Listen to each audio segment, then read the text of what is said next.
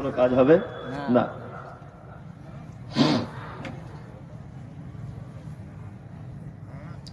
আমি একজনের পরিবারের লোককে গাছ খাইয়েছি এবং জাদু করেছি এবং তাদের পিছনে জাদু করে মারার জন্য লোক লাগিয়েছি। আমার করণীয় কি? তোমার করণীয় কিছু না, তুমি বিষ খেয়ে মরো। তুমি আর কি করবে? ভালো কাজ করেছো, তুমি আর কি করবে? এত দামি কাজ কেউ করে দুনিয়ায়? তোমার নোবেল পুরস্কার দেওয়া হবে মাদ্রাসার পক্ষ থেকে কাল। বিয়াদব কোথাকার কাজ আর খুঁজে পাও না।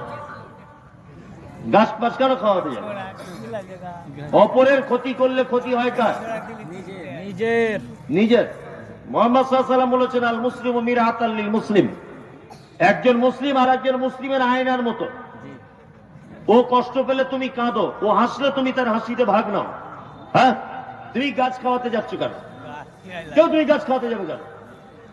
বিয়াদব কোথাকারে। আবার বলছে লোক লাগিয়েছি তাকে মারার জন্য। কোন বড় শয়তান! অথচ আল্লাহ রাসূল সাল্লাল্লাহু আলাইহি ওয়াসাল্লাম তিনি বলছেন, কোন মুসলিম যদি অন্যায় ভাবে আরেকটা মুসলিমকে হত্যা করে, তা সে যেন সারা মুসলিম জাতিকে হত্যা করলো। হত্যার পরিকল্পনা করছে। তুমি যদি ওকে লোক লাগিয়ে হত্যা করো, তোমার থাকার জায়গা জাহান্নাম। বুঝতে পারছেন? জাদু সত্য। জাদু কি সত্য?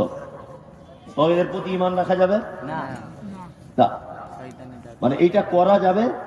আপনি কাউকে জাদু করতে পারবেন না। জাদু সত্য।